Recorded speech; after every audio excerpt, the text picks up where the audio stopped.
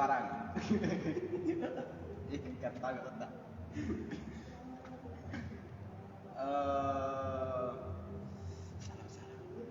Assalamualaikum warahmatullahi wabarakatuh. Salam ya. Assalamualaikum warahmatullahi wabarakatuh.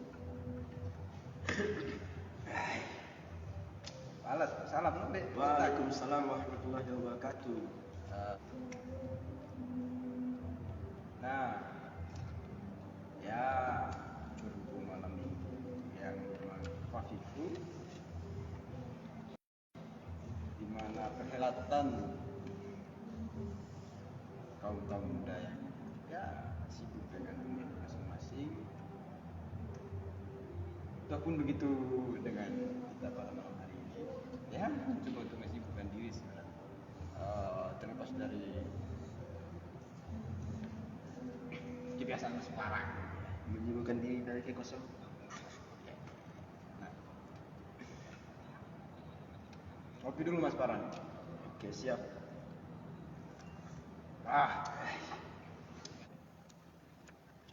Mas Parang ini selain sibuk di kampus,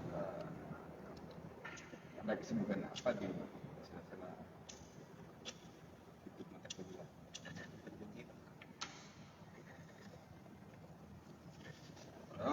Selain kuliah, Selain kuliah ada kesibukan lainnya, ikut organisasi lah untuk mengisi waktu luang di sela-sela setelah kuliah kan. Ikut organisasi apa tuh organisasi? organisasi di BEM, di intra kampus sama di ekstra kampus. Ya di intra kampus ikut BEM kan. Di BEM fakultas atau BEM ini? Di BEM fakultas. Kalau sekarang masih di BEM fakultas. Boleh masuk ke ini kan. BEM yang paling tinggi katanya. Jadi realitas dunia kampus hari ini menurut Mas Parang gimana dari aspek akademisnya, kemudian untuk partisipasi mahasiswanya? Kira-kira dari kacamata Mas Parang aja deh. Kalau dilihat kondisi mahasiswa pada hari ini ya, nah dalam aspek akademisnya dan lain, saya rasa kalau di aspek akademis memang hari ini fokus daripada mahasiswa itu sendiri ya, mereka kebanyakan fokusnya di akademisnya. Maksudnya hal-hal yang di luar daripada akademis itu kalau kita melihat ya kebanyakannya ya ditinggalkan begitu kan. Maksudnya terlalu fokus lah dengan akademisnya. Nah terus di sisi lain lagi di aktif dalam dunia luar kan, atau ya Gimana? maksudnya aktif di dunia luar, maksudnya dia tidak lupa dalam melihat kondisi di masyarakat maupun lain-lain kan. Nah itu kalau kita melihat hari ini ya saya merasa agak kurangnya di situ, di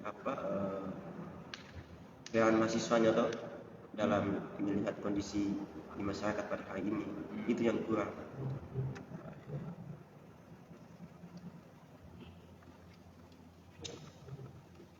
Tapi kalau di lain sisi kayak kegiatan tambahan ini ya, ini kegiatan mahasiswa ya. Nah, di kampus ente sendiri itu gimana? Karena kemarin sempat ada berita kalau memang cek rekor internasional ya, Panjat TB. nah, itu kan bagian daripada ini sumbangsi besar atau ambil contoh? Ya kalau dilihat ya memang sumbangsi besar juga, tapi kan kalau dilihat juga kan sumbangsi besar tersebut ya dia hanya mengarahnya ya untuk pemenang ini dan untuk kebanggaan kampus. Tapi untuk hal-hal yang ada di luar kan tidak ada, gitu kan. Ya untuk kesenangan dirinya sendiri dan ya tambah-tambahan untuk promosi kampus kan, endorse kampus kan. Sebenarnya agak jauh kalau kita panggungi ini kan, mencari kawan-kawan mungkin ada yang kita dapatkan saja.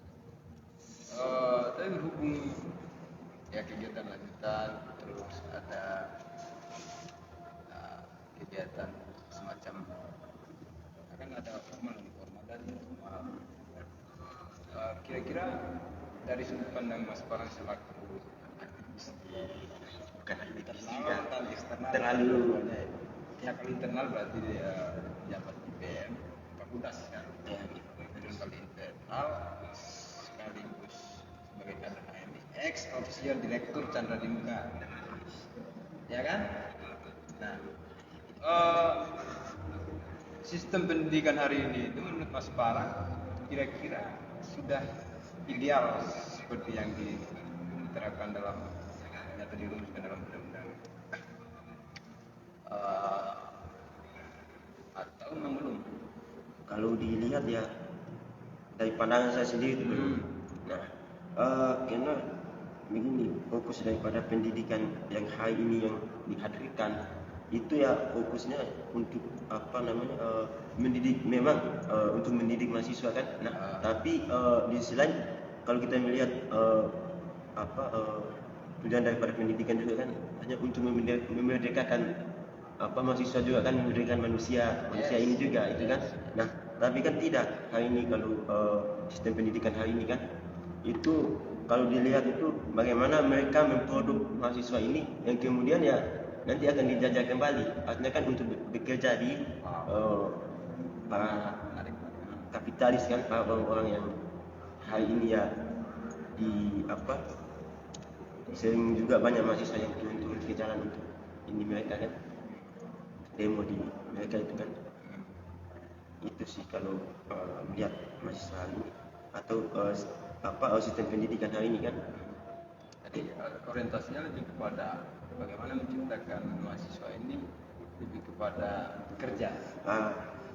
Ya. Secara undang-undangnya kan pendidikan bukan bicara soal bagaimana kita memperlakukan mahasiswa pasca lulus, itu harus kerja dan lain sebagainya. Tapi bagaimana dia berupaya untuk menggali potensi kemudian dikembangkan. Mungkin begitu ya. Ya, kita mempertajam pemikiran dan lain-lain. Mempertajam akhlak, ya, mempertajam apa? Ya, akhlak harus harus akhlak. Ya, secara undang-undangnya seperti itu. Namun hari ini memang betul yang disampaikan Mas Farhan, kebetulan juga ya. Hampir 5 tahun kita merasakan di dunia pendidikan. Hampir 5 tahun, ya 5 tahun lah. Lebih dulu. 5 tahun. Dan memang dari masuk sampai saat ini pola pendidikan itu tidak berubah, bahkan monoton dari awal semester 1 sampai dengan saat ini sama aja. Nah, mengalami perubahan itu ya pada tahun 2020 sampai dengan 2021 awal. Perubahan itu ya karena ditambah oleh pandemi COVID. Dari pendidikan yang face to face dengan mahasiswa ini kemudian dimasukin dalam bentuk teknologi. Kira-kira pas kondisi pendidikan Indonesia sendiri itu sudah mampu atau belum untuk menerapkan sistem pendidikan online? Nah, kalau untuk Indonesia sendiri dalam menerapkan pendidikan online ini, saya rasa belum. Karena begini, oke lah kalau kita melihat di daerah-daerah perkotaan lah. Nah, itu memang kalau sistem pendidikannya itu nanti digunakan sistem online. Nah, itu saya rasa bisa karena jaringan dan lain-lain itu bisa dijangkau. Nah, tapi bagaimana dengan kondisi-kondisi dengan masyarakat yang ada di luar ini kan, luar provinsi yang ada di luar kota itu ataupun di daerah-daerah timur lah. Ya, daerah yang masuk dalam kategori 3T ya. Nah, itu ya saya rasa agak sulit karena di sisi yang pertama persoalan jaringan, akses jaringan itu. Yang kedua persoalan penggunaan teknologi juga. Itu kan masih banyak masyarakat, bahkan anak-anak mahasiswa dan juga anak-anak yang pelajar juga itu dalam hal penggunaan media, penggunaan teknologi ini juga masih banyak yang belum sepenuhnya untuk bisa menggunakan teknologi tersebut. Nah, dan juga baru-baru kemarin ada salah satu berita yang keluar di Instagram. Mana? Itu saya lihat di Manggarai itu. Nah itu yang di mana kan kemarin pada tahun berapa itu kan Bapak Presiden itu kan dia membangun jaringan apa itu di NTT itu kan tepatnya di Pulau Manggarai. di Manggarai itu. Nah tapi kemudian jaringan tersebut tidak malah tidak membantu masyarakat, tapi malahan menyusahkan masyarakat. Itu kemarin dilihat dari komentarnya salah satu guru, itu mereka sampai mencari jaringan karena jaringan yang dibuat sama Jokowi kemarin, sama Bapak Presiden kemarin. Nah itu ternyata malah menutupi jaringan kayak Telkomsel dan lain-lain. Nah akhirnya sekolah ini atau guru-guru dan murid-muridnya itu mereka harus ke hutan untuk mencari jaringan yang seperti Telkomsel itu. Ya, Itu. terlepas dari efektif tidak efektifnya sistem pendidikan di online kan. Tapi memang kebutuhan zaman mendesak bahwa semua aspek harus baik sistem teknologi hari ini untuk hari ini, karena tidak bisa dipungkiri semua aspek apapun itu sudah masuk dalam kategori yang memang sedikit demi sedikit sudah diteknologikan. Nah, cuman persoalannya adalah kita rentan dari aspek kesiapan belum, kemudian dari pembagian wilayah tadi diakses dan sebagainya pun belum bisa. Ya. Misal yang Mas Parang sebutkan tadi ya studi kasusnya di Nusa Tenggara Timur. Memang betul, Nusa Tenggara Timur itu secara kapasitas sinyal hanya Telkomsel yang bagus untuk daerah Kabupaten Lembata. Kalau kabupaten yang lain mungkin sudah ada akses dan sebagainya. Tapi kalau di daerah Kabupaten Lembata yang bagus cuma Telkomsel. Nah, sedangkan biaya Telkomsel ini mahal. Nah, sistem pendidikan yang semacam itu juga berefek kepada ekonomi sebenarnya.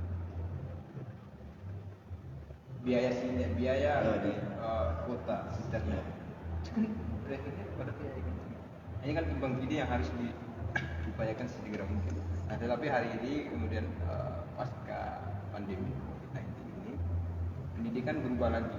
Nah, setiap persoalan yang mengalami beberapa waktu atau beberapa tahun, maka perilaku itu akan berubah. Nah, kira-kira menurut Mas Parang, teman-teman mahasiswa sebelum COVID dan sesudah COVID itu ada perbedaannya? Istilah COVID dan sesudah COVID. Kalau dirasa ada perbedaan. Nah, yang pertama ya dari pendidikan tadi mahasiswa lebih sebenarnya udah terbiasa kan. Kalau sebelum COVID kan ya pelajar inilah mereka lebih asik ya lihat atau sekolahnya di luar kan. Nah tapi setelah COVID ini karena pada waktu COVID perkuliahan ataupun belajar itu secara online dan lain-lain kan. Nah setelah pasca COVID atau setelah selesainya COVID itu ya terbawa suasana ya mereka lebih asik, lebih senang untuk menggunakan online ini daripada offline. Hanya kalau saya melihat di situ ya kemalasan dari ini yang muncul kemalasan sebenarnya. Yes. Itu yang saya lihat. Tapi di lain sisi itu satu faktor yang disebutkan Parang tadi betul, bahwa memang ada sifat kemalasan yang memang tiba-tiba ada. Ya. Tapi di sisi lain mahasiswa hari ini itu rentan stres. Mas Parang melihat realita itu nggak? Aku lagi capek-capeknya, aku lagi stres. Iya.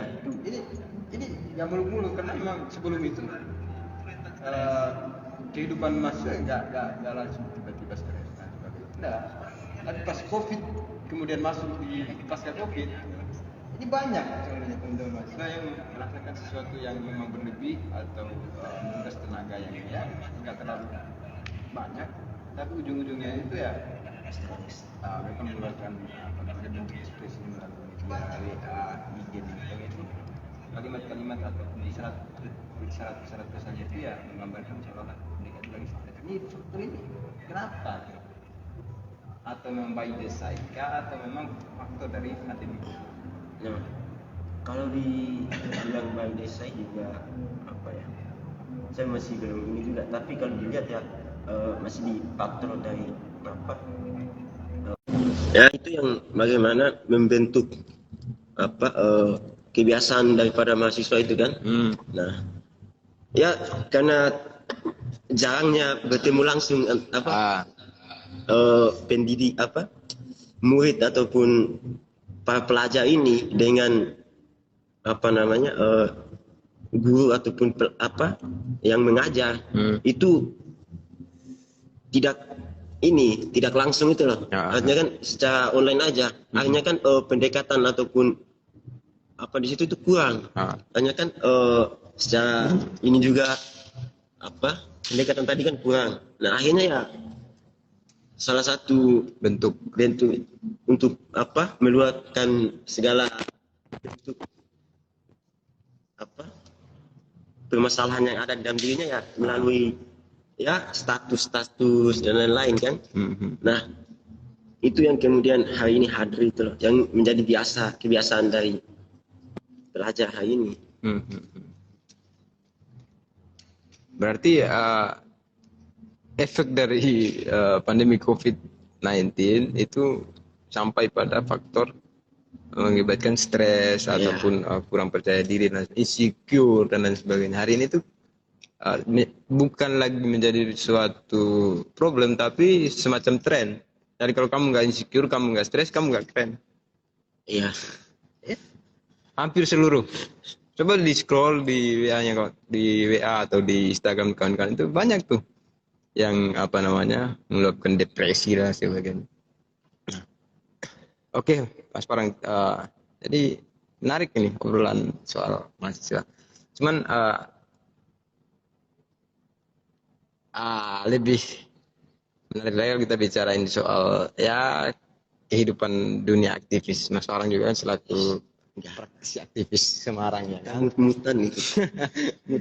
Selaku aktivis Semarang yang memang hari ini khususnya di KOP bagian kota Semarang itu kok masuk angin persoalan aktivis hari ini. Nah, itu kira-kira apa sebenarnya yang terjadi di lingkup aktivis di kota Semarang hari ini? Aktivis di kota Semarang. Yes, maksud saya aktivis mahasiswa ya, bukan aktivis lingkungan dan sebagainya. Itu mungkin di porsinya mereka selalu update to time ya. Tapi aktivis mahasiswa aja yang hari ini masuk angin saya kira. Itu kira-kira kenapa tuh Pak Direk selaku praktisi aktivis kota Semarang? Belum minum telak angin. Udah minum telak angin. Iya, betul. Iya. Kalau dilihat apa namanya aktivis-aktivis yang ganteng dan gagah di Semarang ini ya mulai akhir-akhir ini agak meredup, gitu kan? Nah itu kalau dilihat ya memang dari kemarin sih kalau dilihat itu ya dalam hal melihat kondisi di masyarakat dan lain-lain itu mereka hanya menunggu momentum ataupun ya menunggu apa arahan ataupun instruksi dari pusat kan. Nah itu yang kalau ada instruksi dari pusat ya berarti mereka akan turun, kalaupun tidak ya mut-mutan. Itu sebenarnya yang di Semarang dan juga ya masih ada ya sentimen terhadap golongan-golongan kan. Itu yang kemudian ya membuat jadi mandeknya gerakan ataupun aksi-aksi di Semarang kan yang menjadi mandek. Ya karena tidak kalau dia ya memang satu tujuan tapi tidak satu pikiran. Mereka tujuannya untuk ini sebenarnya untuk mensejahterakan untuk ini toh di masyarakat kan. Yes. Tapi mereka kalau mau turun itu mereka lihat-lihat dulu siapa ini yang turun kan. Hanya masih ada kecurigaan terhadap golongan-golongan sesama kan. Hanya tidak satu di situ. Artinya hari ini tuh terpola menjadi trias gerakan. Yang dulu itu kita kenal cuma dua gerakan ya, ini gerakan politik moral dan gerakan politik. Tapi hari ini tuh gerakan golongan juga. Iya. Gerakan identitas. Gerakan golongan ini turun aja nggak ada pikiran untuk sesama itulah, untuk bergabung, untuk mempersamai, itu tidak ada. Itu Ya mungkin ada tapi nggak, ya 1-2 orang lah, nggak ini. Kayak bagi yang sadar aja. baik itu organisasi ataupun mahasiswa yang berhimpun di intra maupun ekstra ya, sama aja masuk angin ya. Masuk angin. Bahkan kalau dilihat memang seharusnya ya. Nah, organisasi ekstra ini yang maksudnya organisasi yang ada di luar ya. Organisasi Ya sebut saja ekstra itu yang mana itu lah. Organisasi ya kayak apa? AMI, PMI, GMNI dan lain-lain lah. Nah, itu kan seharusnya ya apa namanya? Mereka harus lebih giat. Iya, lebih giat dalam melihat kondisi-kondisi yang ada di masyarakat seharusnya. Ya karena mereka berada di luar dan juga ya posisi mereka kan ya tidak apa namanya terlihat langsung sama kondisi yang ada, makanya tidak ini sama kampus kan, hanya mereka luas mau kemana aja bebas toh. Itu sebenarnya yang seharusnya di ini sama organisasi-organisasi ekstra kampus itu. Tapi kan kalau melihat dari ini ya mundur malahan apa namanya ya kayak nggak ada eksistensinya sama sekali.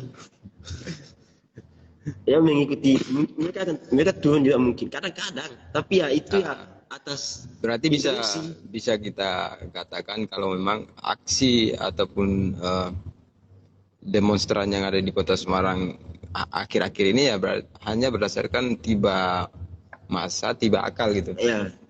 Kalau sudah ada isu dari nasional yang direspon banyak orang, termasuk beberapa OKP ataupun organisasi yang bentuknya itu skala nasional, melakukan instruksi baru direspon oleh wilayah-wilayah termasuk Kota Semarang. Berarti harus tunggu instruksi. Iya. Artinya berdasarkan intervensi. Ya, belum merdeka kan. Nah, berarti bilang begitulah. Kalau memang begitu alur ataupun cara berpikirnya kawan-kawan aktivis di Kota Semarang, ini kacau sebenarnya. Karena memang oke lah bicara persoalan saya mahasiswa merdeka dan sebagainya, tapi kok dalam persoalan aksi kok masih ada intervensi dari luar. Sedangkan isu di wilayah regional ataupun nasional, sampai muntah-muntah kalau mau dikaji kan. Iya, dicatat buku satu. Regional misalnya di Kota Semarang, banyak isu yang harus diangkat. Kemudian secara nasional banyak isu yang diangkat, G20 atau persoalan dan lain-lain, persoalan apa namanya BBM yang hari ini masih belum turun harganya. Ya. Itu kok redup gitu loh. Artinya apa itu Parang? Maksudnya pengawalan aksi kawan-kawan di Kota Semarang ini kok nggak tuntas sampai dengan selesai ataupun semestinya. Ini faktor apa yang mempengaruhi? Apakah hanya karena memang terlibat untuk bisa dilihat, oh Semarang turun nih, atau hanya sebatas bentuk partisipasi aja? Kalau dilihat untuk Semarang hari ini, sebenarnya kebanyakan banyak gerakan di Semarang kalau saya melihat itu ya gerakan cari panggung. Sebenarnya artinya kan gerakan yang dilakukan itu adalah gerakan momentum mereka.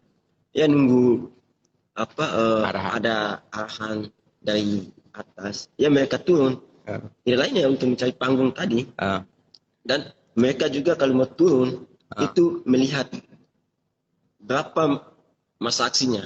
Kalau sedikit, ya mereka tidak akan ikut. Bahkan kalau melihat dari konsolidasi yang kemarin yang sempat saya ikuti, itu entah kenapa saya kurang tahu juga.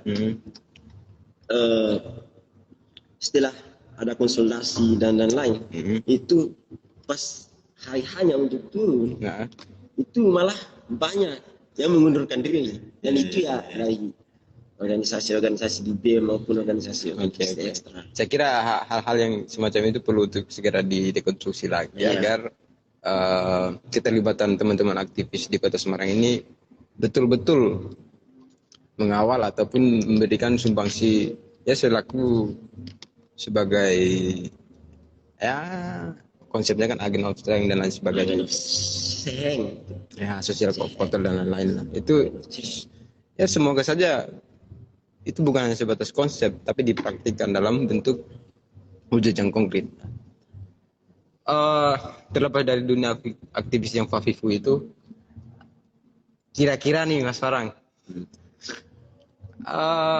bicara tadi kan Mas Farang bilang sempat berproses di internal, kemudian di eksternal. Ya. Nah, kalau di internal itu Mas Farang di BEM fakultas selaku apa, kemudian sudah beberapa program-program apa aja yang memang sudah dilaksanakan, dan feedback untuk Mas Farang sendiri itu apa, itu ikut berorganisasi segala macam. Kalau saya kalau untuk kemarin ini kan masih ya proses pemilihan kembali kan, karena ini saya masih menjabat di periode yang kemarin. Jadi saya kalau di kemarin itu masih jadi anggota di Kastrat. Oh, di anggota di Kastrat. Di Kastrat Kajian dan Aksi. Terus untuk di internal. Ya di internal kan program yang kemarin sempat di ini itu ya kajian sebenarnya. Nah tapi saya melihat sendiri, maksudnya saya sebagai anggota Kastrat ya, hanya saya belum menemukan khusus di kampus saya di fakultas saya sendiri itu, saya belum menemukan seseorang yang benar fokus di Kastrat itu sendiri itu loh, yang benar-benar karena saya melihat kalau Kastrat ini kan dia fokusnya di kajian, aksi dan soalnya strategi kan? Ya, kajian aksi dan strategi. Itu. Tapi saya belum menemukan orang yang cocok di situ. Maksudnya adalah memang mereka hadir di situ ya program-program yang telah mereka rencanakan itu terlaksanakan. Tapi kita melihat kayak kajian dan lainnya, oke mereka laksanakan kajian itu. Nah, tapi hasil akhir daripada kajian itu kan setelah mendapatkan bagaimana poin-poin itu kan harus ada tindak lanjutnya. Nah, itu yang kemudian mandek di situ tidak ada, dan bahkan kajian-kajian yang dilaksanakan itu banyak saya melihat daripada kacamata saya sendiri itu ya hanya sebatas formalitas saja. Karena tidak ada titik terang daripada hasil kajian tersebut itu. Itu tidak ada. Habis kajian tidur. Habis kajian ya tidur dia. Habis kajian tidur, oke. Itu kan dari pengalaman organisasi di internal. Ya memang di internal kita nggak bisa seluas-luasnya seperti layaknya di eksternal karena memang terpaku oleh birokrasi kampus. Iya, itu salah satunya itu. Kita dibiayain kampus yang pertama, kemudian yang kedua ada ART dan lain sebagainya itu diatur supaya secara secara domain kerja itu dipersempit. Ya oleh statuta dan lain sebagainya, aturan kampus dan sebagainya. Kemudian yang ketiga, teman-teman di internal itu proses kaderisasinya hanya beberapa waktu tok. Itu pun ya kalau relatifnya ya hanya sebatas panitia, kemudian hanya sebatas panitia, rapat dan lain sebagainya. Jadi secara kaderisasinya belum matang. Berbeda dengan di eksternal yang memang waktunya itu nggak ada hambatan. Pun secara aturan mainnya itu seluas-luasnya. Kita hanya dibatasi oleh aturan-aturan main yang umum, secara khususnya itu menurut prinsip-prinsip perkaderan yang ada di luar. Nah, kira-kira di eksternal Mas Parang ngikut apa aja selain internal? Kalau di kampus ya, itu saya hanya mengikuti BEM itu aja. BEM ya di luar maksud saya. Oh di luar. Ini saya ada ya organisasi eksternal ya. Nggak ikut organisasi HMI. Apa itu? Ya himpunan mahasiswa Islam kan. Organisasi yang menaungkan mahasiswa Islam itu. Oke. Nah yang kedua ya ada komunitas juga Chandra di Muka itu. Nah Chandra di Muka itu organisasi konsentrasi bagian. Ya konsentrasinya di bagian ya diskusi kajian. Terus ya ada aksi-aksi juga membaca. Ada fokusnya di situ ya. Bedah buku juga kan? Ya bedah buku. Terus itu kalau ya maksudku di HMI, di Himpunan Mahasiswa Islam, Mas Parang sebagai kader biasakah atau sebagai penguruskah atau sebagai pengurus besar Himpunan Mahasiswa Islamkah atau Batko atau cabang atau komisariat? Nah, kemudian kalau di Chandra di Muka sebagai kader aktif atau kader pasif atau direkturnya. Iya. Oh, Betul. kalau di himpunan mahasiswa Islam saya masih sebagai ya kader biasa, anggota biasa lah, masih sebagai anggota. Karena proses di ini juga masih belum lama juga kan, masih belum lama lah. Terus di Chandra di Muka Chandra di Muka. jadi ya direktur. Tapi untuk sementara masih ada proses untuk penggantian. Siapa direk? Oke. Jadi dua organisasi yang digeluti oleh Mas Parang ini, apakah memang ada perbedaan atau memang sama aja, internal sama eksternal sama aja dengan perbandingan sama Chandra di Muka lagi? Sama aja atau ada perbedaan yang ya kalau perbedaan kan ada sesuatu yang mencolok. Nah, kira-kira apa bagian yang mencoloknya? Nah, kalau saya melihat sendiri itu memang ada perbedaan. Karena saya masuk di HMI dengan tujuan yang ya salah satunya kan karena saya melihat di organisasi HMI ini ya ada apa namanya kayak diskusi dan lain-lain kan. Ya. Itu yang saya lihat sebelum saya masuk di HMI. Kemudian saya tertarik dengan HMI ini karena keilmuannya itu. Nah, keilmuan. Yang kedua, namun itu ya saya jarang mendapatkan. Gitu. Di mana? Di persoalan diskusi dan lain-lain itu kan. Ya, berarti ya sama dengan intra. Iya. Nah, itu yang kemudian membedakan dengan Chandra di Muka itu sendiri. Oh, iya, gimana tuh? Artinya berarti kalau perbandingan intra sama ekstra ini lebih di atas Chandra di Muka dong. Secara feedback ke Mas Parang. Iya, kalau menurut pandangan saya kan. Yes. Ya, saya melihat bagaimana Chandra di Muka, aktifnya Chandra di Muka ya dalam hal kajian, diskusi, bahkan aksi. Itu mereka lebih fokus, lebih ada apa kegiatan-kegiatan yang kemudian mampu ya membentuk pola pikir kita lah. Itu saya malah lebih dapatkan di apa namanya di Chandra di Muka ini. Oke. Siap Mas Parang. Tapi saya tidak apa namanya membedakan antara ini sama ini juga. Ya sama aja Sama aja sebenarnya. Iya. Tapi ngomong-ngomong selain kita gibahin tadi udah mahasiswa, kemudian aktivis di Kota Semarang, kemudian perbandingan kehidupan organisasi ekstra dan intra, kemudian sudah kita ya sedikit bicarain persoalan Chandra di Muka. Nah, sembari kita lanjut lagi diskusinya, mungkin barangkali ada kawan-kawan yang ya sharing-sharing di Instagram ini, langsung di kolom chat aja ya, di kolom chat, kemudian nanti bisa kita diskusikan. Oke, lanjut Mas Parang. Ya kita tahu lah dunia mahasiswa ini kan ya buku, pesta sama Diskusi aksi. oh gitu ya, apa? Diskusi aksi, baca diskusi aksi atau Diskusi aksi. buku pesta cinta. Ya kalau buku pesta cinta ya. Nah, oke. Kalau Aksi. persoalan buku sudah Ya. Mas Parang selaku direk Chandra di Muka yang konsentrasi kajiannya adalah membedah buku dan melakukan aksi-aksi dari hasil bacaannya, baik itu bacaan realitas maupun bacaan melalui literatur-literatur yang ada di buku ataupun di media ataupun di literasi yang lainnya. Nah, persoalan cinta ini kan nggak bisa dimenafikan, Mas Parang. Kayaknya terlalu Iya. terlalu juga.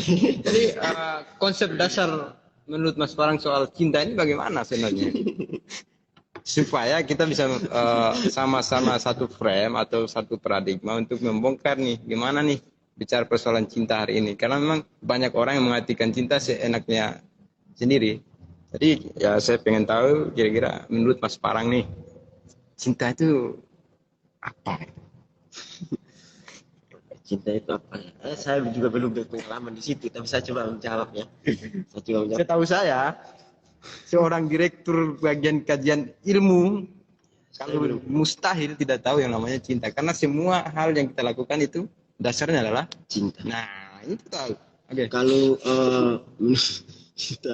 Kalau menurut saya, cinta itu ya apa yang saya berikan. Kamu merasa bahagia ya, itu cinta tuh. Itu kalau menurut saya, tidak tahu kalau menurut yang lain kan. Apa yang Ya apa yang saya berikan, kemudian kamu merasa bahagia, kamu merasa senang ya, atau kamu mendapatkan apa yang saya berikan itu menjadi hal yang istimewa, ya itu cinta kalau menurut saya ya. Oke. Sesuatu yang dapat memberikan kesenangan terhadap Mas Parang. Nah, sesuatu ini kan berarti objek. Ya. Nah, kira-kira kalau Mas Parang sebagai laki-laki, objeknya adalah Ya kalau persoalan cinta antara laki-laki dan perempuan, objeknya perempuan. oke. Nah, jadi sudah tersalurkah cinta itu terhadap objeknya atau memang belum sejauh ini ya? Kalau misalnya persoalan sudah tersalurkan atau belum, saya bilang sudah tersalurkan. Karena dari apa ya? Tadi kan dibilang cinta itu kan tidak apa? Kalau saya mengartikan apa yang disampaikan tadi kan cinta itu kan tidak hanya antara saya dengan perempuan ya, tapi bagaimana dari teman-teman juga bisa ataupun ya dari teman-teman ataupun sahabat kan. Artinya kan kalau bicara persoalan sudah tersalurkan atau belum, ya sudah tersalurkan. Ya dengan teman-teman. Oke. Sebenarnya yang disampaikan Mas Parang ini abstrak, umum, konsep umum yang sengaja diargumentasikan agar tidak secara eksplisit menyampaikan ini nih yang saya maksud.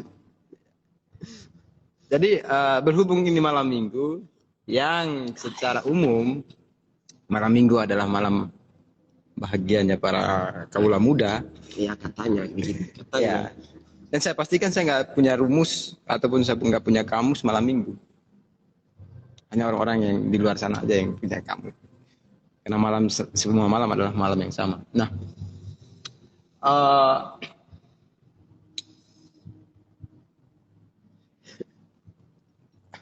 tadi Mas Parang menyatakan bahwa selain memberikan sesuatu yang apa tadi? Sesuatu yang dapat menyenangkan orang lain. Yang dapat menyenangkan orang lain itu bisa dikatakan bentuk cinta. Tapi kan dalam hal cinta juga ada dibagi menjadi beberapa bagian. Nah, yang Mas Parang maksud itu cinta dalam bentuk nilai kah atau cinta dalam bentuk budget kah atau cinta dalam bentuk apa?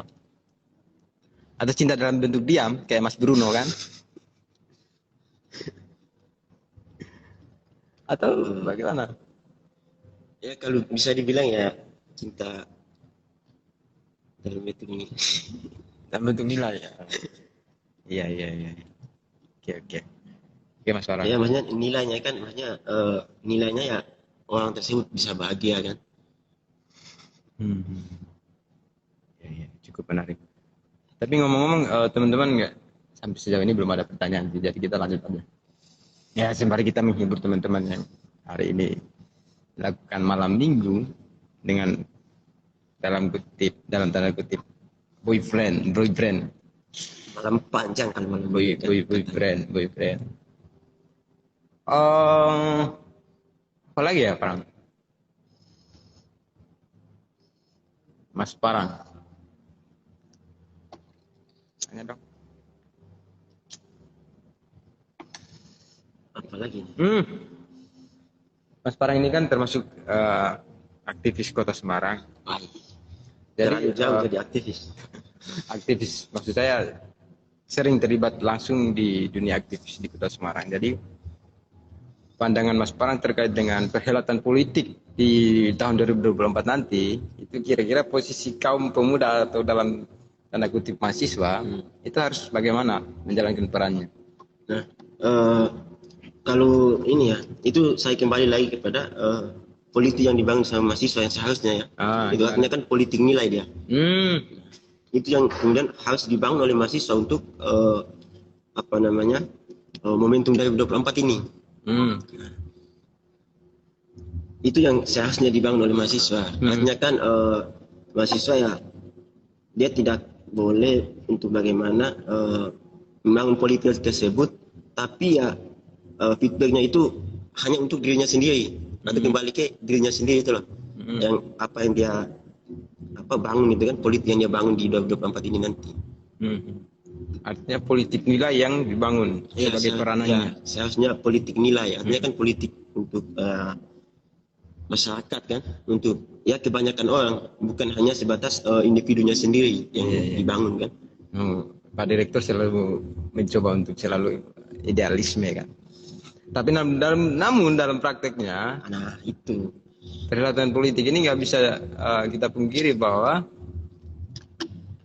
cenderung kaum muda apatis, bahkan menyatakan bahwa politik itu kotor. Itu termasuk kawan-kawanku sendiri, politik itu kotor dan lain sebagainya. Sebenarnya apa dasarnya itu, teman-teman, kalau dari pandangan Mas Parang, apa dasarnya itu? Padahal politik secara filosof sangat luar biasa. ya, kalau kita melihat dari saya politik itu luar biasa sebenarnya. Nah tapi kemudian saya juga agak tidak sepakat dengan bagaimana mereka mengatakan bahwa politik itu kotor. Nah karena saya melihat begini, politik itu kotor, itu kemudian kita sendiri yang membuatnya jadi kotor. Karena politik tersebut ya sudah dikonsepkan sebagaimana bagusnya itu loh.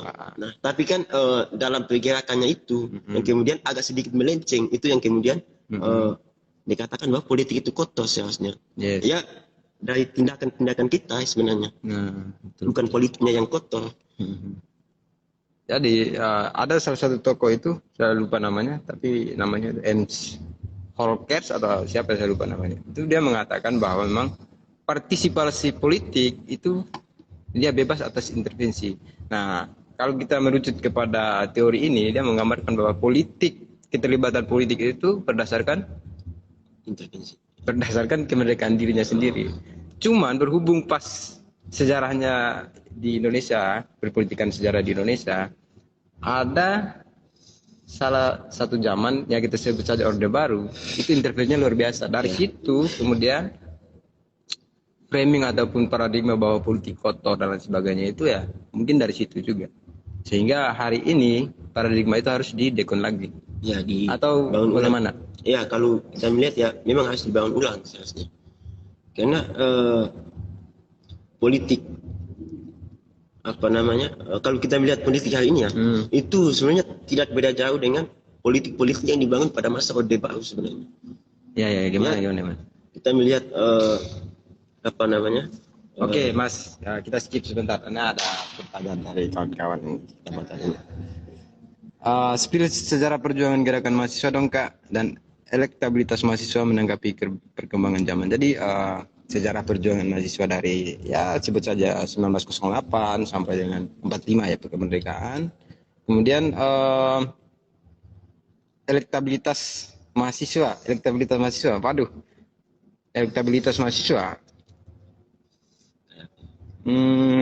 Dalam menanggapi perkembangan zaman. Responsif mahasiswa, ini bicara responsif.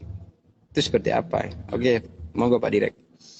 Oke, kalau kita melihat kembali kepada sejarah bagaimana pergerakan mahasiswa dari 1908 dengan lainnya, itu memang sangat berbeda jauh dengan bagaimana pergerakan hari ini. Yang dimana pergerakan dari 1908 sampai 1998 itu bagaimana jelas geraknya dia.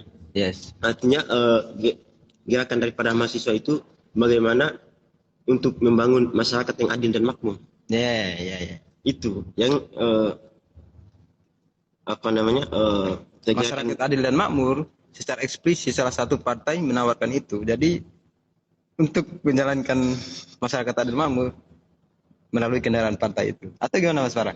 Masyarakat adil dan makmur, ada partai yang punya konsep seperti itu. Saya kira bagus. Ya bagus, tapi kan saya masih ragu dengan kalau idealisme itu mahal, ya dijual. Tapi kan kalau ya idealismenya mahal bisa dijual, tapi kan nanti yang sesat juga kan masyarakat nanti kan. Ya, di lain sisi memang ketimpangan kelas tadi ya. Nah, baik Mas Parang. Jadi kira-kira responsif mahasiswa terhadap perkembangan zaman itu belum dijawab. Oh ya, responsif terhadap perkembangan zaman ya hari ini ya. Oke lah. Memang setiap zaman itu memang selalu berbeda perkembangannya. Artinya kan posisi mahasiswa pun akan berbeda juga Ya. dengan kondisi zaman pada hari ya pada saat itulah dengan apa yang dirasakan kan. Kalau kita melihat perkembangan zaman pada hari ini yang dimana perkembangan zaman itu sendiri kan udah sangat maju ya. Nah lalu bagaimana responsif daripada mahasiswa dalam melihat perkembangan zaman tersebut. Nah kalau kita melihat kembali dari sejarah, artinya kan perkembangan atau responsif daripada mahasiswa ini ya jangan jauh-jauh daripada ini tadi masyarakat itu loh. Artinya kan apapun yang dia lakukan ya harus karena masyarakat ataupun karena kepeduliannya terhadap masyarakat dan juga ya bangsa Indonesia lah, bangsanya sendiri kan. Itu yang harus ini sama mahasiswa. Artinya kan kalau semacam itu muncul perbandingan, ada perbedaan yang sangat jauh antara gerakan mahasiswa sebelum era reformasi dan setelah reformasi. Nah, kira-kira apa nih yang menjadi pembeda yang cukup jauh dan signifikan? Dari zamannya sudah tentu, dari apa lagi kira Mas Pak? Ya. Kalau kita melihat bagaimana perkembangan mahasiswa pada masa Orde Baru ya, itu memang responsif terhadap kondisi di masyarakat maupun bagaimana kebijakan-kebijakan yang dibangun ya. Nah itu responsif daripada mahasiswa. Oke lah bisa dikatakan pada zaman Orde Baru memang mereka terkengkang. Tapi bagaimana perjuangan mereka itu mereka sangat responsif walaupun dalam kondisi dikengkang. Artinya kan perjuangan mereka itu tidak melihat bagaimana kondisi, tapi mereka tetap berjuang itu loh. Artinya kondisi menentukan nasib. Iya, tapi mereka tidak melihat di situ. Mereka tetap berjuang aja walaupun kondisinya ini kan. Kondisi menentukan nasib. Artinya itu konsep Karl Marx yang dipakai sebenarnya. Melihat kondisi alam sebagai bentuk dialektika. Ya. Nah, kira-kira begitulah. Jadi sebenarnya kalau ada dosen Fakultas Ilmu Politik Universitas Indonesia UI Jakarta, beliau mengatakan bahwa perbedaan yang paling mencolok adalah dari kajian sebelum aksi dijalankan. Jadi kan ada kajian ilmiah nih, teman-teman mau melakukan aksi dan lain sebagainya. Kajiannya teman-teman sebelum reformasi itu sangat komprehensif. Berbagai macam sudut pandang teori itu dimasukkan, kemudian perbandingan, analisa dan lain sebagainya, kemudian survei, apakah betul-betul masalah ini harus diangkat dan lain sebagainya itu dilakukan. Adian Natupulu bilang, cium keringat rakyat dulu baru bicara. Nah, itu. Karena memang betul dulu mereka melakukan hal semacam itu. Nah, berbeda yang hari ini hanya melihat daripada framing media kemudian diangkat sebagai isu. Dan kajiannya pun belum cukup matang. Bisa dibilang kajian cukup mentah karena hanya satu lembar dan kajiannya itu kita nggak bisa pastikan di mana isinya, di mana pembukanya, di mana hasil kajiannya, ujung-ujungnya langsung tuntutan. Ya, itu ini sebenarnya keliru. Kalau melihat dari pengalaman ini ya. Kita nggak bisa melihat di mana tesisnya, terus antitesisnya apa, sehingga sintesis itu dimunculkan. Nah, hari ini kita kekurangan itu. Jadi perjuangan yang hari ini teman-teman lakukan ya sebagai bentuk moral dan lain sebagainya oke, tapi substansinya itu ya bisa dibilang masih sangat jauh berbeda dengan tahun-tahun yang sebelum reformasi. Atau gimana Mas Pana? Iya sih, dan bukan itu aja, banyak konsistensi daripada mahasiswa sebelumnya sama hari ini itu pun berbeda. Kalau yang sebelumnya itu konsistensi daripada mahasiswa itu ya saya bilang sangat luar biasa. Walaupun dalam kondisi yang dikengkang ya, itu konsistensi mereka itu sangat luar biasa sampai mereka bisa menurunkan rejim ini itu. Nah, tapi kalau kita melihat pada kondisi hari ini, ya sangat berbeda jauh. Hanya kan kondisi pada hari ini ya mereka hanya seperti yang saya bilang tadi, nunggu arahan, artinya menunggu arahan. Ya nunggu arahan itu datang, Ya kemudian mereka turun. Nah artinya kan kalau kita melihat arahan artinya kan ya tanpa kajian pun ya turun Gas. aja, gas aja. Gas. Oh, Ya iya. karena sudah dikonsepkan di sana Iya, iya. sebenarnya. Siap, siap. Nah, oke. Ya di itu untuk cukup untuk menjawab pertanyaan dari teman tadi. Saya kira cukup untuk diskusi persoalan sejarah perjuangan mahasiswa dan responsif mahasiswa terhadap zaman hari ini. Saya kira udah cukup. Nah, kira-kira kita lanjut di diskusi lain bahwa, nah, Mas Parang ini kan jurusan apa? Saya manajemen. Ekonomi bagian manajemen, jurusan manajemen. Nah, jadi manajemen ini sebenarnya ilmu yang bagaimana dia praktek ilmunya, kemudian kajian keilmuannya itu mengarah kepada mana? Kalau ini dari saya melihat sendiri ya, bagaimana setelah saya membaca di buku-buku itu, kemudian saya belajar di lingkungan kampus ya, atau diajar sama dosen, itu saya lihat agak berbeda. Nah karena kalau saya dibaca di buku dan lain itu bagaimana seharusnya ya, manajemen ini ya dia fokusnya kan mengatur bagaimana kehidupan juga kan, bagaimana kehidupan di masyarakat dan lain-lain. Nah tapi setelah saya di bangku kuliah itu saya tidak mendapatkan itu. Bahkan bisa dibilang kalau saya di bangku kuliah ya, itu memang dari ini saya, hanya dari pikiran saya itu, memang apakah memang ini sudah dikonsepkan sebenarnya?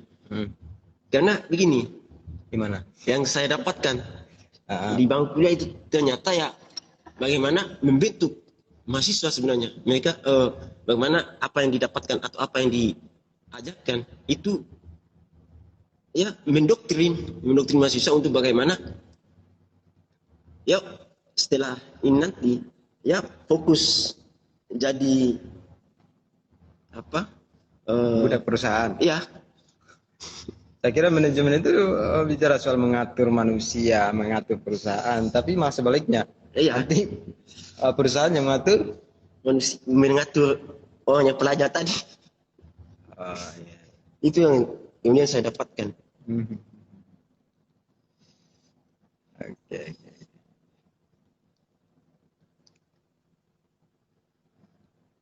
Ya cukup menarik juga kita bersama sama Mas Parang. Dan memang ya kalau kita melihat juga ya sangat inilah ya dari apa namanya teman-teman sendiri ya, mungkin ya mereka sudah ini, tapi untuk saya sendiri saya masih berpikir itu lah, maksudnya berpikir apa namanya benar nggak yang saya dapatkan di bangku kuliah ini, di apa namanya bangku kuliah ini terkait dengan konsep ataupun apa yang diajarkan sama dosen terkait dengan manajemen ini. Itu loh, karena kalau kita melihat di buku-buku dan lain-lain itu sangat berbeda jauh. Berbeda.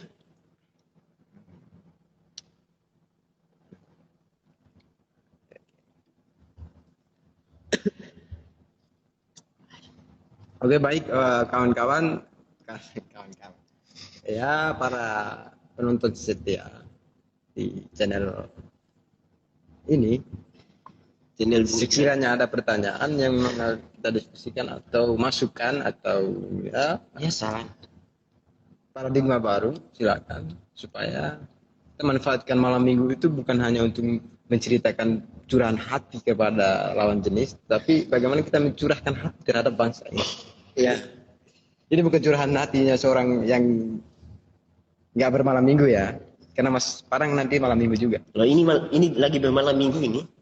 Ini lagi bermalam minggu. Sebenarnya bisa dibilang kita tidak bermalam minggu ya.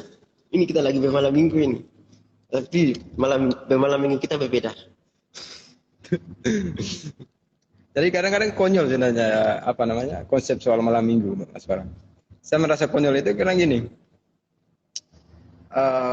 Setelah malam minggu pastinya kan keluar jalan, makan. Ini bicara soal realitas Iya. hari ini. Keluar makan, terus balik Tidur. tidur. Habis itu nanya, besoknya nanya. Besoknya nanya ataupun cerita kembali kita semalam kemana aja katanya. Lucu. Kan sebenarnya apa itu? Nggak produktif sama sekali Mas Farang kalau bicara soal malam minggu ya. Berbeda kalau malam minggu mereka yang orientasinya itu pasti. Ya. Ya bisa kita katakan semua malam minggu untuk teman-teman kaum pemuda itu 0% nol produktif enggak. Tapi sebagian besar teman-teman ya yang sering kita temui melakukan malam minggu itu ya hanya sebatas buang waktu ya, buang tenaga ya, buang duit ya, sama buang-buang perasaan. Rasanya belum pasti ya. Perasaan itu parang nggak bisa dibagi saja. Makanya konsep jatuh cinta itu sebenarnya keliru. Atau bagaimana Pak? Masa cinta mau dijatuhkan? Hanya persoalan perasaan. Jatuh ya sakit ya. Nah itu gimana tuh? Jadi gimana? Apa ini yang gimana? Ya ada yang mau tanya kok. Lanjut aja. Mending malam minggunya itu pengajian, ngaji kitab, ngaji filsafat, ngaji mata kuliah, terus ngaji apa lagi? Ya buka-buka Quran lah. Ya salah satunya buka Quran, buka dan ngaji ya, baca ya. Ya buka dan baca. Nah, Kita lihat-lihat aja ya. ambil air dulu dan lain sebagainya. Daripada buang-buang perasaan. Karena yakin dan percaya kalau di malam minggu berdua sama dalam politik pacarnya itu Mas Farhan, persoalan perasaan dilibatkan dalam ekonomi. Siapa nih yang bayar nih? Itu. Ini untuk anak-anak alay yang sekarang ini. Atau Dan gimana? memang, iya sih, dan memang ya sama si bingungnya itu kenapa mereka itu banyak mengagung-agungkan malam minggu ini. Oh iya. Itu Kenapa mereka mengganggu? Iya. Karena kamu belum merasakan malam minggu. Ini saya merasakan malam minggu ini. Malam minggu saya begini, saya sangat bahagia. Itu. Karena konsep malam minggu akan dimuliakan bagi mereka yang praktik malam minggu. Sedangkan antum itu malam minggunya hanya sebatang kara. Gitu loh. Jadi nggak bisa merasakan euforianya malam minggu itu. Coba sekali-sekali merasakan dulu. Atau Ya sama aja. sama aja gimana? Aja. Gimana samanya? Hanya saja kan konsep malam minggu mereka kan beda. Mereka malam minggunya dengan pacar kan. Kita kan malam minggunya ya dengan hal-hal semacam ini. Bukan karena tidak punya pacar itu loh. Tapi karena kita meniadakan bukan meniadakan tapi ya lebih menikmati malam minggu itu dengan hal-hal yang membangun itu loh. Misalnya Ya, tidak hanya dengan pacar aja. dengan pacar juga bisa membangun. Loh, iya bisa membangun. Terus? Ya, tapi ya membuang waktu. Oke. Tapi dalam tanda kutip nggak semua orang membuang-buang waktu untuk malam minggu karena keseharian selain hari Minggu itu mereka melakukan aktivitas yang cukup padat sehingga mereka meluangkan waktu malam minggu itu untuk bisa bertemu dengan perasaan yang dibagi tadi. Itu harus diakui. Karena nggak semua orang bisa menikmati hari-harinya dengan Ya mungkin di hari-hari lain mereka sibuk. lihat orang kan kerja dan lain sebagainya. Ya tapi nggak sampai malam juga sih, bisa malam lain lah. Nah, ini deh. Malam minggu ya. Kalau orang belum mencicipi sebuah rasa, tentu dia akan berangan-angan. Nah, kayak kamu ini. Enggak, justru saya sudah mencicipi, makanya saya curhat ini. malam minggu itu yang biasa aja sebenarnya. Tapi diagung-agungkan tadi. Makanya ya sebenarnya sama aja sebenarnya seperti malam-malam yang lain kan. Tapi di malam-malam yang lain itu mereka nggak bisa buat seperti malam minggu. Padahal kan bisa. Artinya kita secara konsep bersyukur pun kita kadarnya dibagi. Iya. Padahal setiap malam adalah konsep syukurnya, kadar syukurnya harus sama dong. Iya. Mereka Mereka harus bersyukurnya malam malam minggu minggu aja. aja. Mereka bersyukurnya malam minggu aja. Aduh, lucu sih. Iya. Bakar rokok dulu lah. Teman-teman nggak ada mau nanya soalnya. Padahal Nggak apa jadi penonton setia juga. saya suka sama olah lagi.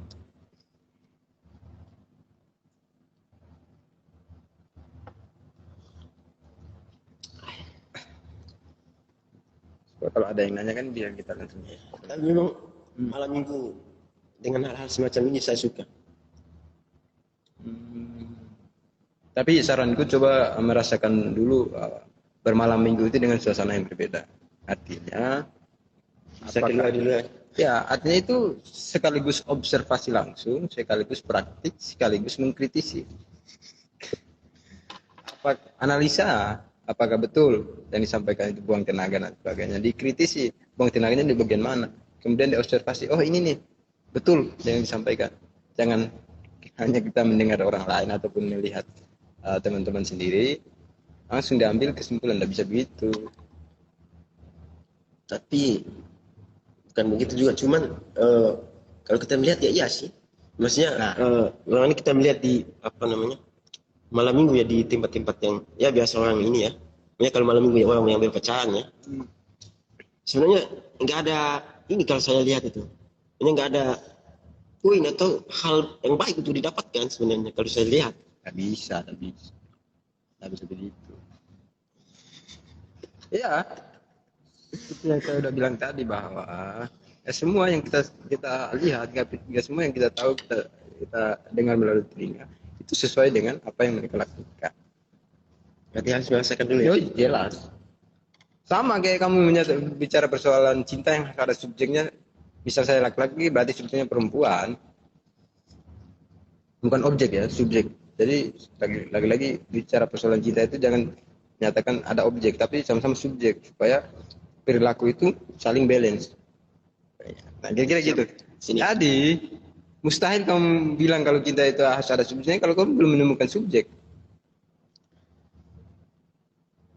Kalau dibilang saya belum menemukan subjek, saya sudah menemukan. Karena subjek daripada apa cinta itu kan ya apa namanya tidak hanya bagaimana saya dengan perempuan aja kan. Oke, itu ya Fafifu yang sudah kita bicarakan banyak itulah. Kadang orang membicarakan konsep yang utopis ya seperti Mas Parang tadi. Karena menurut secara konsep betul, ideal betul, tapi secara praktiknya belum, artinya belum teruji.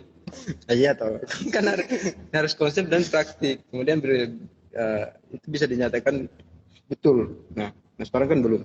Ya kita rubah aja pola ininya, diskusi kita. Nah, di cara di mukanya saya kepo juga Mas Parang.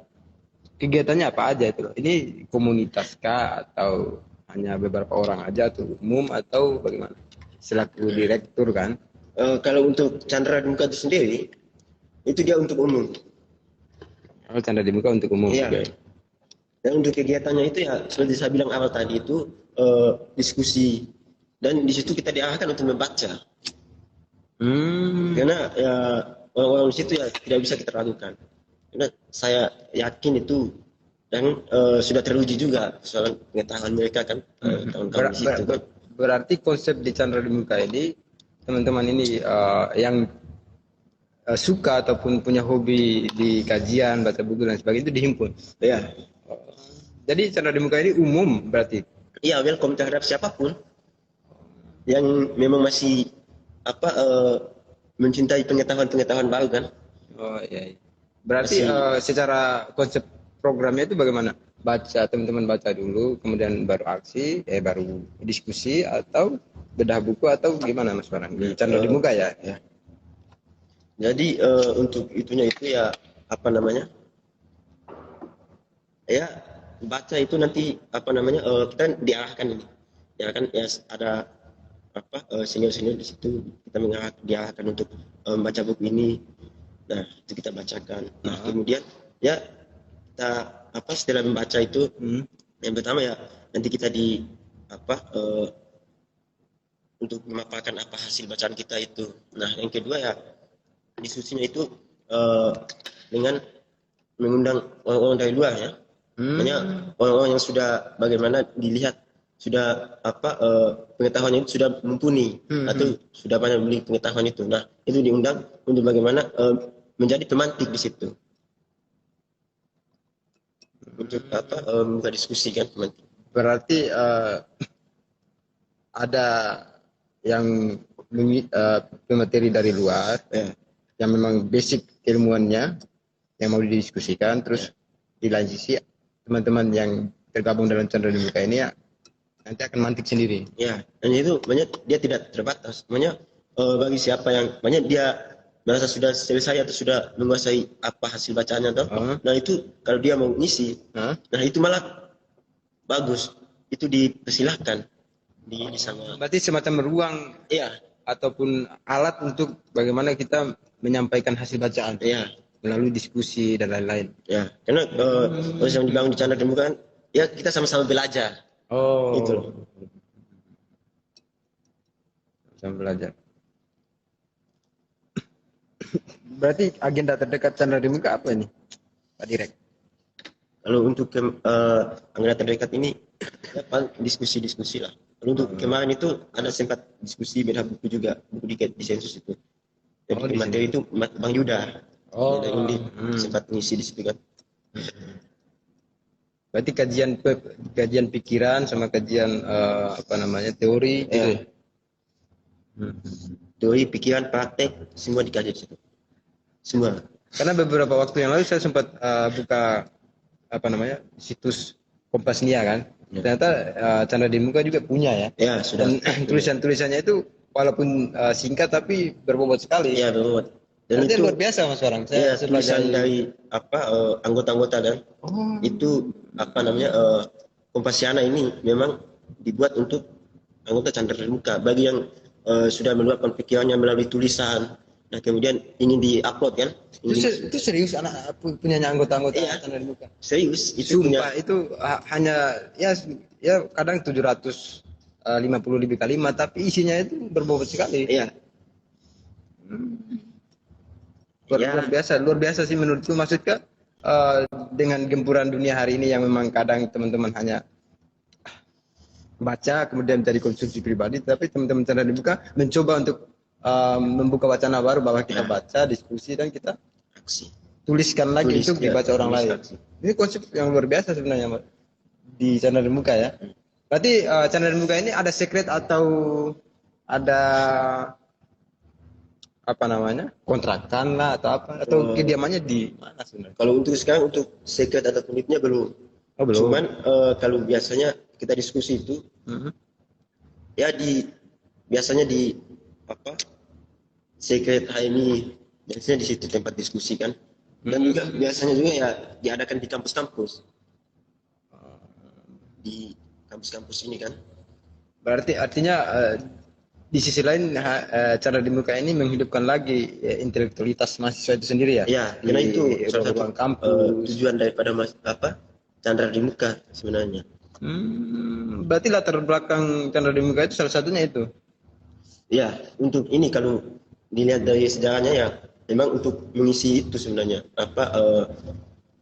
orang-orang yang tidak mendapatkan ini pengetahuan atau dia sebenarnya suka mencari pengetahuan baru tapi tidak ada akses ataupun alat untuk menjangkau apa yang sudah diinginkan tadi. Nah kemudian Chandra di Muka ini hadir ya untuk membackup itu semua. Tapi bukan hanya sebatas diskusi baca dan sebagainya tapi melakukan aksi nyata juga. Karena memang di situs resmi Instagramnya DPRD DPRD Jateng ya? Ya Jateng. Nah itu juga saya lihat diekspos juga bahwa memang teman-teman Chandra di Muka hadir membawa beberapa aspirasi. Apa sih agenda aksinya kemarin? Kalau terkait isu-isu atau arus-arus yang kemarin yang sempat dibawa sama Chandra di Muka itu, yang pertama persoalan RKUHP. Nah itu juga dibawa sama anak Chandra di Muka. Dan kemudian yang kedua persoalan kenaikan BBM kemarin itu juga sempat dibawa sama anak-anak Chandra di Muka. Nah terus kenaikan harga minyak goreng itu Oh minyak goreng. Minyak goreng itu sempat dibawa juga sama anak-anak Chandra di muka. Tapi yang paling menarik menurut saya di Chandra di Muka itu yang memang sangat minim teman-teman organisasi ataupun OKP menyuarakan adalah persoalan kekerasan seksual. Nah, sama itu lagi, Nah, kekerasan seksual. saya kira sangat luar biasa karena di sisi lain bentuknya itu adalah audiensi, yang saya baca ya, Ya. audiensi di DP3A. Terus di sisi lain melakukan aksi langsung ya. Melakukan aksi langsung. Dan responnya gimana? Direpresifkah atau diterima secara kooperatif? Itu kalau diterima, ya diterima ini toh. Kalau Terima baik. Ya di represif itu belum merasakan di represif. Artinya polisi ataupun Polda Jateng dan Polrestabes Kota Semarang ini baik-baik saja gitu. Ya. Atau? Tapi sempat Gimana tuh? sempat ada ini toh satu aksi yang dimana ya saling ini sama apa? Ya biasa psikologi aksi kan gitu. Ya. Tapi untuk sejauh ini ya masih aman-aman aja. Artinya masih menjalankan SOP Ya. karena alibinya teman-teman abang-abang kepolisian kan ya kita menjalankan SOP standar. Oh ya, dan satu lagi aksinya terkait dengan pelanggaran HAM itu juga dibawa juga sama Chandra di Muka. Berarti bukan hanya tadi ya, bukan hanya skup kecil yakni diskusi baca dan lain-lain, tapi punya aktivitas lain yakni ya mengawal isu, Iya, mengawal kemudian isu yang terlibat langsung. Tapi kayak aksi semacam terlibat dalam apa namanya anti asuhan dan lain-lain itu belum ya? itu belum. Tapi udah dikonsepkan. Itu nanti rencana. Oh sudah direncanakan. Itu sangat luar biasa. Artinya itu yang disampaikan Nadana Tupulun, cium baunya masyarakat. Gitu ya? Ya mungkin itu sih yang disampaikan sama Adana Pitipulu kan. Ya tapi kan tidak selamanya kita harus apa namanya banyak kalau dibangun konsep yang seperti tadi ya harus turun langsung berarti kan turun langsung untuk melindungi masyarakat kan. Nah tapi kan tidak selamanya kita juga harus turun langsung. Bagaimana kita membackup dari atas kan, makanya kita memotong dari atas. Makanya kan bagaimana karena ujung daripada Public policy ini apa keresahan daripada masyarakat itu kan awal munculnya aja dari atasan. ya atas kan Atasan. ya sehingga yang perlu di ini ya Dipangkas. ya dipangkas awal ya dari atasnya.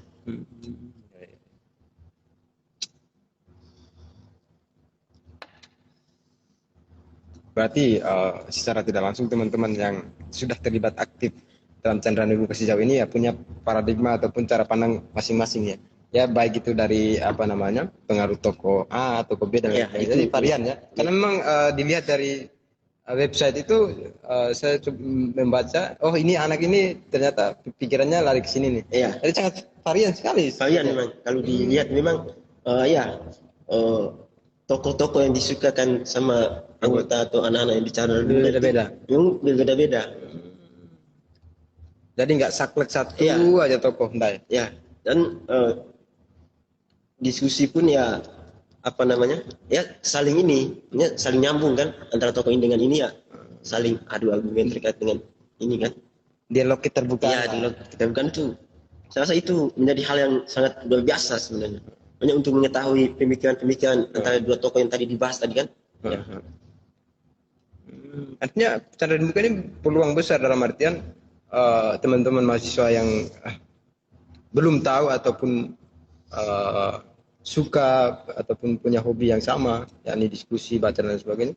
Berarti dipersilakan saja ya. Ya welcome. Welcome ya. Iya. Jadi nggak ada apa namanya latihan dasar dulu, nggak ada ya? Nggak ada. Oh langsung Ya, aja. langsung kalau memang apa namanya masih menginginkan untuk mencari pengetahuan baru itu sangat di welcome kan. Ya, Siap Pak Direk. Sangat dipersilakan untuk ikut apa gabung dalam Chandra di Muka ini. Oke. Artinya ini di sisi lain kita menceritakan Chandra di Muka, di sisi lain juga kita mencoba untuk mempromosikan bahwa jangan ragu teman-teman mahasiswa yang di luar sana yang belum tahu ataupun punya keinginan untuk bergabung, silakan saja karena memang pesan dari cara Pak Direktur sendiri bahwa Chandra di Muka ini welcome terhadap siapapun yang mau ikut bergabung, tapi dengan konsekuensi ataupun dengan catatan harus konsisten, komitmen dan konsisten itu. Jadi monggo teman-teman kalau mau bergabung silakan. Dan sifatnya kekeluargaan ya. ya kekeluargaan. Dan memang saya rasakan sendiri bagaimana kekeluargaan yang ada di Chandra di Muka itu. Iya, iya. Memang Kayak gimana tuh? bagaimana siapapun yang masuk di situ pasti langsung akrab. Karena orang-orang di dalam itu apa namanya ya sangat ramah lah bisa dibilang itu. Dan apa namanya ulahan-ulahan yang dibuat itu Sangat luar biasa. ya, dan membangun semangat kita juga sebenarnya. Kalau bisa bertemu sama teman-teman ini kan yang ada di Chandra di Muka itu. Baik. Wow, luar biasa Chandra Muka. Merugilah teman-teman kalau memang punya keinginan tetapi tidak mau bergabung ya.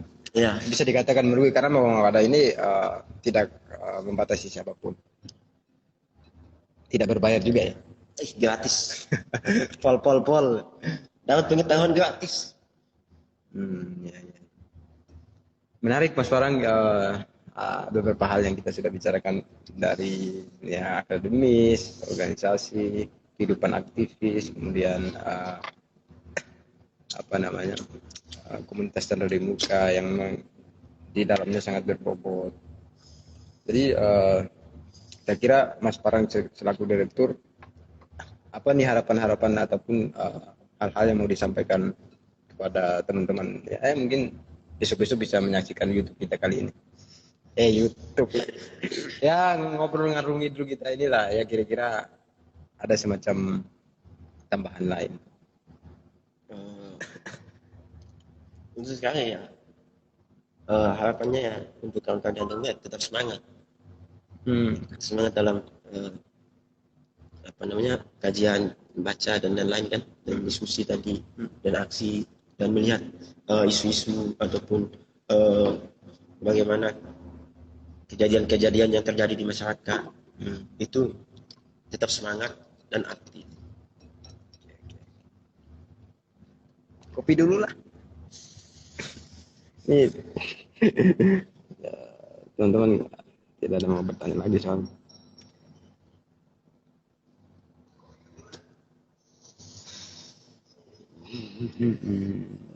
Cinta itu dusta saja.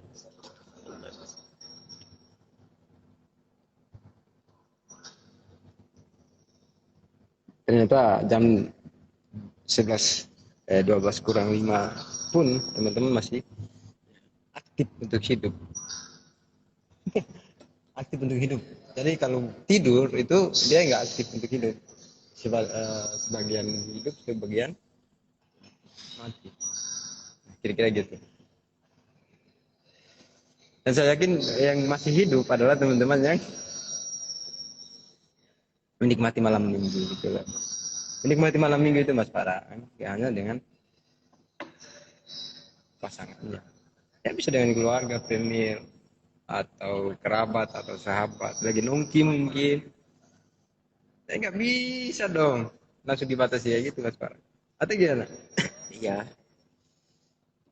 Ya nggak saya batasi juga. Cuma nanti kan bagaimana mengisi malam minggu itu jangan hanya dengan pacaran aja kan. Artinya kan malam minggu diisi juga dengan. Ini ada yang mau tanya nih. Ya silakan kalau mau tanya silakan. Berhubung masih ada Pak Direk Chandra di Muka yang luar biasa malam hari ini mengisi kekosongan malam minggu kan ini. Monggo, silakan.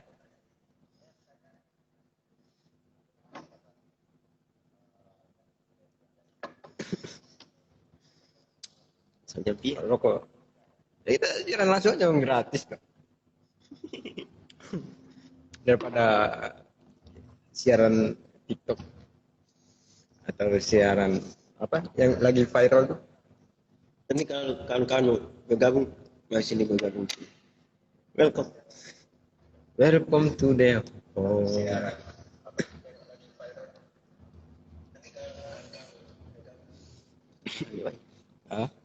Mana nih? bukan Pak? Jelas nih? Hah? Oh.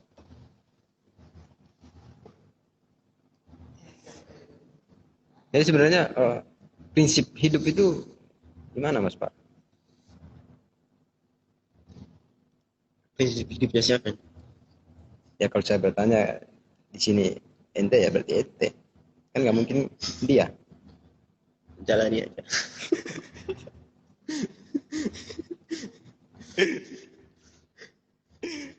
Ada rokok ya rokok, ada kopi ya kopi, ada telur ya Ya goreng. dibuat sedang aja. Dibuat santuy. Tapi kadang dibuat santuy ini mengakibatkan beberapa depresi. Ya kan? Iya. Karena santai-santai tiba-tiba ada masalah, plek, Depresi. naik, depresi, stres, hilang ingatan, bunuh diri. Kadang-kadang kayak gitu. Jadi sebenarnya selain jalanin aja apa?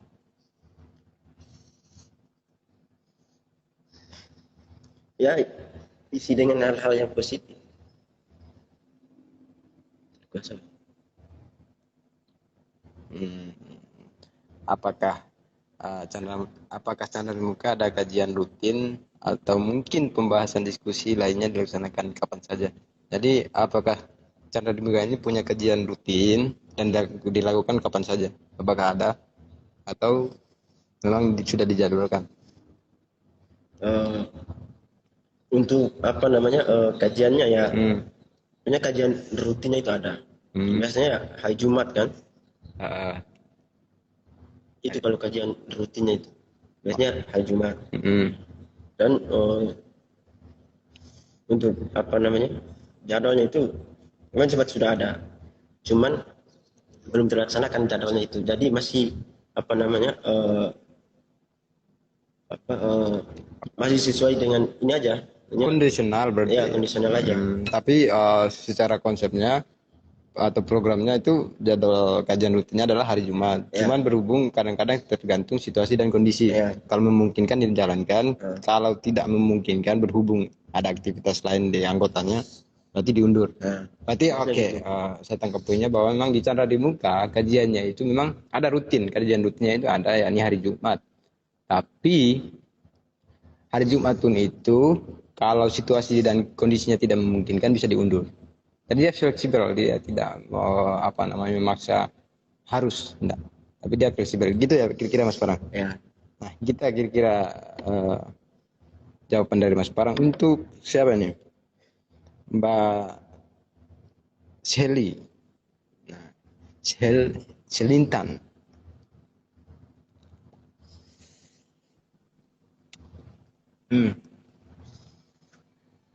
Jadi untuk podcast kita akan lakukan mungkin kalau kondisinya memungkinkan, berarti setiap malam minggu tunggu pantengin IG Iksan Salang, ya promosi.